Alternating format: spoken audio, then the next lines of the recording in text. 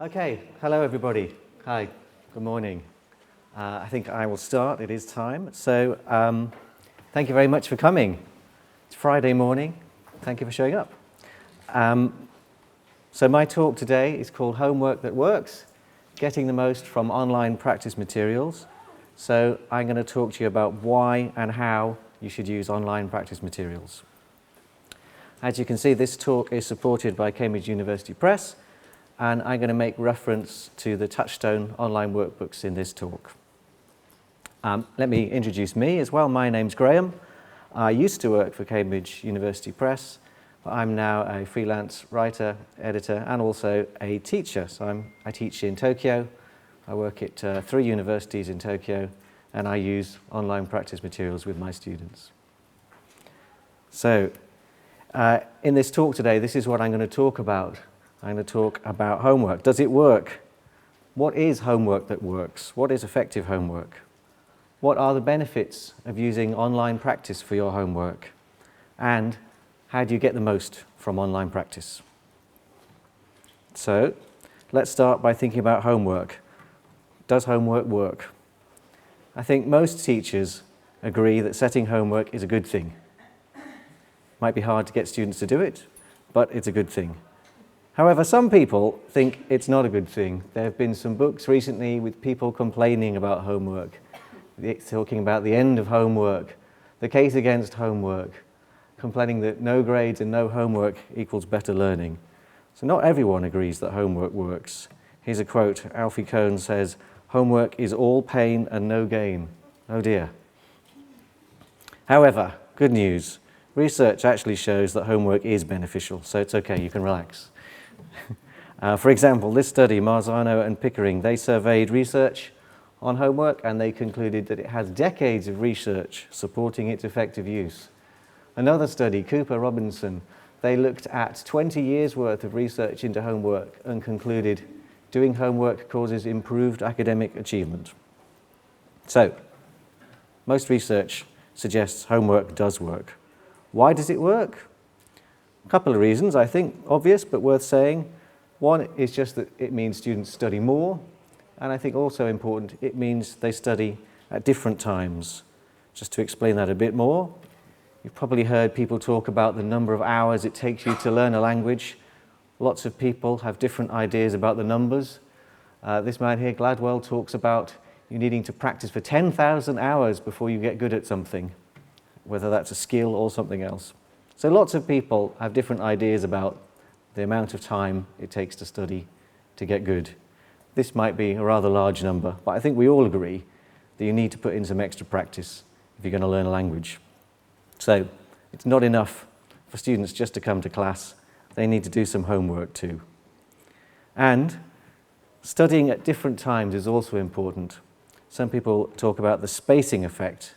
This basically means studying something, having a break, and then studying something again. And this has been shown to be more effective for learning. So, in other words, it's much better for students to study a bit in class, have a break, study a bit at home, rather than not do anything at home. So, in other words, doing homework helps. It does work. But what kind of homework works? Kohn and the others who criticized homework made some valid criticisms. Homework can be frustrating, can be time-consuming, it can be boring, can be demotivating. So it's really important to have homework that works, effective homework. So what does that look like? What does that mean? There are 2 aspects to this, I think. First of all, there's the actual homework itself. And secondly, there's what teachers do with it, how they use it. So let's think about the actual homework. This lady, Vatterot, she did a study looking at studies of homework and identified 5 fundamental characteristics of good homework. So her conclusion was that good homework should be purposeful, meaning that students understand the aims of the homework, understand why they're doing it, and that also teachers get something useful from students doing this homework. They get some good feedback about what their students know. So good homework should also be efficient. So it shouldn't take too long. It shouldn't be too easy. It shouldn't be too difficult. Good homework should be personalised, meaning there is some element of personalisation. So students get to talk, write about their own lives, their own interests, or perhaps make choices about what things they do. And homework should be doable. Of course, that means they should be able to do it, but feel proud that they've done it, and also, importantly, get support to help them do it if they're struggling. And finally, it should be inviting. So that means it needs to look interesting and not look too overwhelming. Okay, so 5 characteristics of good homework. So how about the teacher? What does the teacher need to do? So Rosario identified 2 key things the teacher needs to do. Obviously, design and set the activities, and check the homework and provide feedback. So what does that mean? Setting activities, of course, this must be very familiar. Setting activities means we need to explain what students need to do and how they should do it. And lots of people who written about homework have thought about this and talked about this. And a really good point that comes up is that it's very important to write the instructions down as well as give them verbally. Fair enough. You've also got to check that students understand what to do. And again, lots of people who write about homework talk about doing STUM in class so that students get started in class and they know what it is they've got to do. So you're confident they can go away and get on with it. It's also obviously important to establish the deadline and remind them of the deadline and remind them of the deadline again so they know when they've got to do it. And another thing is to establish the importance of the task. So one way to do this, of course, is to make it part of the grade. And research by Reading has suggested that if you include it in a grade, it means students are more likely to do it. But another way is, of course, making it part of the class. So making sure that students know whatever they do at home will be talked about in the class the next time. So they feel it's important to do that. And the other part, so checking, providing feedback. Again, more research by Reading. He says it's incredibly important that homework is returned promptly and that they get feedback. So different people have thought about feedback. One study by Wahlberg and Pike described feedback as the key to maximizing the positive impact of homework. So I've seen a couple of other good talks here over the last couple of days. More people have been talking about the importance of feedback. Some studies have looked at what kind of feedback is important. One study from Cardell and Corno looked at 3 different kinds of feedback.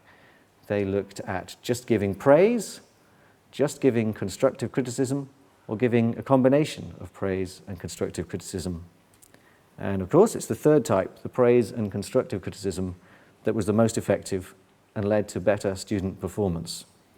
So I think that's important to remember. It's easy just to write well done, good job, but the constructive criticism is a key part of good feedback. So to summarize, homework that works then, what should it be? Homework that works should be something that's purposeful, efficient, personalized, doable, and inviting. And teachers need to give clear written instructions, set a deadline, highlight the importance of the work, mark work promptly, give praise and constructive criticism. That's a long list of things to do, right? It's a lot of things to think about. Good news, a lot of online practice materials will do a lot of this for you and help you with this. So let's think about benefits of online practice. So there's lots of different kinds of online practice. You might have an online workbook that comes with a student's book. You might have supplementary practice activities that you use alongside a student's book. Or perhaps you use other online practice materials, apps or other things. Whatever materials you have, they're bound to be a rich resource of activities that you can use for homework. I'll give you a very quick example now. I'm just going to show you a couple of screens from Touchstone, a Cambridge book, American English course for adults and young adults. And the online practice material for Touchstone looks a bit like this. You've got screens at the beginning of each lesson which tell you the objectives of the lesson. Here it's telling you the grammar you're going to look at is can and can't, to talk about things to do in a city, and the vocabulary for sightseeing. You've also got a wide range of practice activities, things where students type in the answers, things where students choose the answers from a drop-down, things where students move words or phrases into the gap, things where students correct errors in sentences, and there are also some more open activities like this one. Here, students are asked to answer some questions to give recommendations about things to do in their city. So this here is more free writing activity that students do and send to the teacher to mark. And there are also some games. I like the games. Here you've got a game on the left-hand side there where you have to put the words in the correct order before the water flows through the pipe. And on the right here, you've got to spell the words correctly or you get slimed. Okay. And also we have in these online workbooks, they've got a language reference section where they can quickly get a bit of support and help with the grammar. If they get stuck, they can look it up whenever they want. So thinking about those particular activities, I said before that good homework should be purposeful, efficient, personalised, doable, inviting. I think that DAC material does a lot of that. It's purposeful, there are clear goals at the start of each lesson. It's efficient, there's nice chunks of work that students can do. It's personalised, they get to write about their own hometown. It's doable, they've got support, they've got example answers, they've got the grammar reference section that they can look at. And it looks nice. Nice photos, nice games to play. But the materials also help with stuff that the teacher needs to do too. So for example, I said before, teachers need to give clear written instructions and deadlines. The system lets you put announcements on, make the deadline clear to students. No one can give the excuse they didn't know what to do. It's written down, even if you missed class. I said before that teachers need to highlight the importance of the work. A lot of these online systems have ways to track progress and track scores. So students can see how they're doing, how close they're getting to getting the grade they need to get. The system also helps to mark work promptly. Now, usually when students do homework, they do their homework at home. Then maybe the next day, a couple of days later, they bring it to class, the teacher marks the work, they find out what the answers are. The problem with this, of course, is that the student probably has forgotten what the questions were and why they chose the answers that they chose. A system like this gives you immediate feedback. So as soon as the student has done the question, they get some feedback to tell them whether their answer was right or wrong. And they also get another chance to have a go at the question to try and get it right again. So actually, this kind of feedback, this kind of learning is probably more effective than answering the questions in a workbook and getting the answers later on. Obviously, the open activities are important too. I showed before how students can write something about their hometown, and the system here allows the students to get a response from their teacher. So the teacher can give nice, personalised feedback on the student's work, give them some praise, give them some acknowledgement of their work. I think, as well as those things that I mentioned, there are some other benefits to online practice. I'll just go over those quickly too. So, one thing is it makes it very easy to set homework. It's all there on the system. You can very quickly say, go there, do lesson A's homework. It means you don't need to carry a lot of books around. I do know teachers who have a suitcase full of workbooks that they carry around with them. You don't have to worry about that anymore. Your back will be fine. Obviously, it reduces the time that you need to spend marking because the system will do a lot of the tedious, repetitive marking for you. It'll track student scores and progress, so not only can the teacher see how the students are doing, the students can check themselves. And this, in turn, leads to helping you with lesson preparation. You can look at the progress and scores. You can see which students are struggling. You can see which students aren't doing their homework. So you can talk to these students and support these students. And I think another point that's worth making is that students like using online materials, using online practice. This was one study, and they found that students particularly enjoyed having multiple attempts, receiving individualized feedback, and being able to work at their own pace. Students are generally positive about using online practice materials. So, Does that mean online practice is a good thing? Always a good thing? Well, there's an expectation that it's a superior experience, but it's not always true. The key to its success is teacher. Just a couple of quotes about that. Here's a quote from Bector, the British Educational Communications and Technology Agency. They said here, when teachers disengage from the use of technology and leave pupils to use it and teach each other to use it, the potential for enhancing learning drops away steeply. No teacher, bad. A better quote, I like this one very much. Technology is nothing without a teacher and a plan. It's all very well to have a fancy online workbook, but you need a teacher that's going to use it effectively. So, what does that mean? How should the teacher use these materials? How can the teacher get the most from online practice? This was a survey that Young did. They asked 200 university students about what they thought was effective online teaching, what was important.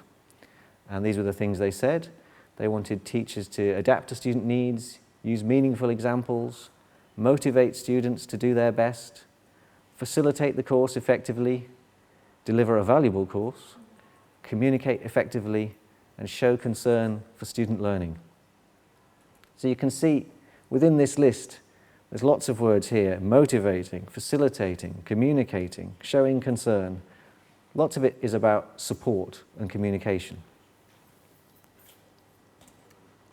So I want to pull together a few of those things into some tips for what I think the teacher needs to do to get the most from online practice. This is based on some of the things we looked at and also some of my experience too. So, number one, seems obvious, but make sure everyone can use the technology. Students are going to be working on their online practice materials at home, so you need to make sure before they go home and start doing it that they know what to do. Last term I was teaching classes of about 30 students, and without fail, when I went round to check, there was at least 5 students who had absolutely no idea and couldn't log in. So without doing that in class, when they get home, they'd have been absolutely stuck.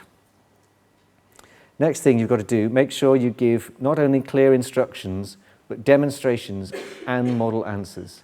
So it's a good idea to open up the online practice materials in class, show students how to get to what they're going to be doing, and let them see exactly what they need to do. It's also crucial to give model answers, especially with writing activities. I always try to give a model answer that gives the indication of the length and the kind of thing that they're supposed to do. Without that, students will write all kinds of different lengths, a sentence, a paragraph. They need clear guidance for what they're supposed to be doing. Third thing, you need to advise students how to study online. A lot of students will never have studied online before. So don't expect that they know how to do it. I'll give you some suggestions for how to do this in a minute. It's also really important to connect homework to classroom work. We saw that quote before from Bector saying that if the teacher just kind of stepped back and let them get on with it, they didn't really use it and it wasn't really effective. So it's really important that there's a connection between what they're doing at home and what they're doing in class. Part of that is using the grade, making it a graded and assessed part of the course. That's one way to do it. Another way is just to make sure you're talking about the work that they're doing at home in class. Make sure they know that you think it's important. Make sure what they do at home will come into the classroom. So perhaps you could review some of the activities in a game-like way in class. Maybe you could get students to share the work they've done, read each other's work, and so on. Another thing is you've got to teach students how to communicate online. I was in a talk by Nikki Hockley yesterday, and she was talking about there's no such thing as a digital native. And my experience too of teaching students is we shouldn't assume they know how to blog, they know how to write forum posts, even they know how to send an email. They need your help, they need your support. I'll give some suggestions for how you do this in a minute. You also need to make sure you respond promptly to students' questions. If students are working at home and they get stuck, they might email you for help. So you need to check your email and get back to them. Otherwise, they're going to get stuck and they can't carry on. We talked before about giving good feedback. It's really important to acknowledge students' work and give them constructive criticism and feedback. And finally, it's important to monitor and support your students. You've got to be checking, making sure they're doing the work, making sure they're not struggling. So if somebody's not been doing the work, there might be a very good reason why they can't log in. They're having some sort of problem with the material. Show them that you care, show them that you're checking, monitor them, look at what they've been doing, and support them where necessary. So I promised before I'd give you a little bit of how to study online. And these might be obvious points, but I think your students who've never studied online before won't have thought about these things before. So you can give them some advice. Things like choosing a regular time to study so they get into the rhythm, finding a suitable place to study, and removing distractions. It's not a good idea to do it in a coffee shop or in front of the television or with Facebook open. Again, don't leave it until the last minute. If they're studying online, they might get stuck. They might have a problem. If they need to contact you for help and they're doing it at the last minute, they're never going to get through it. Also, don't do everything in one go. I've known a lot of students who've done this. They've left all the work from the unit right to the end, and then they've got to do one mammoth study session to get through everything, and they go crazy. Much better to break it up, do a little bit at a time. It's also a good idea to show them actually how the system works, to show them that they can try an activity, they can mark the activity, and then they can try the question again. Show them actually how to do it. And my favourite, because I do this, is to reward yourself. Perhaps a cup of tea, perhaps a biscuit after you finish. Some sort of reward after you've finished a chunk of study can be great motivation.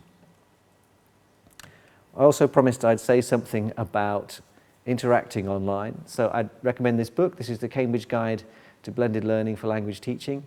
In that there's a chapter by a man called Lazar, and he talks about how he has done communication, online communication with his students, and he tried something that he termed the AAA of good communication.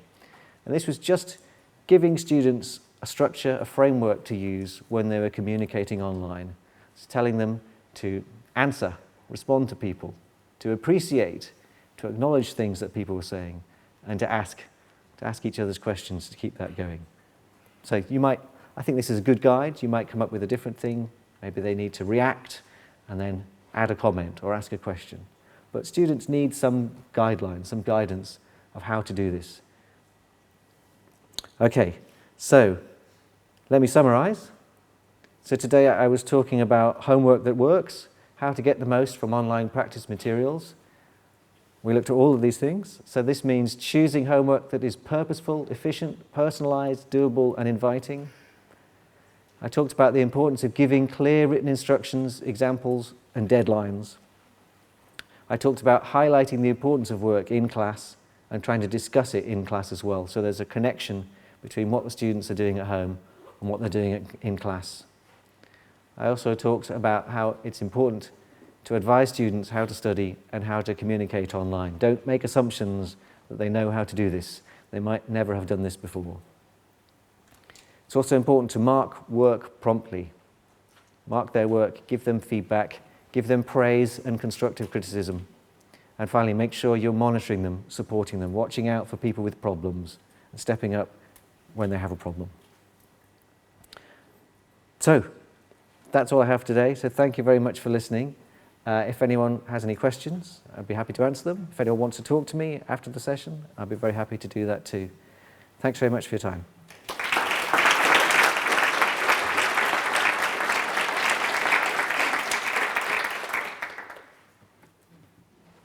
Oh. Is Touchstone available to anyone, or do you have to You can buy it, and it comes with a code in it to access the thing. The best thing is to talk to someone from Cambridge in your area, and they'll tell you about it. They can give you some training on how to start using the system, start using the workbook. Any other questions? Okay, thank you very much.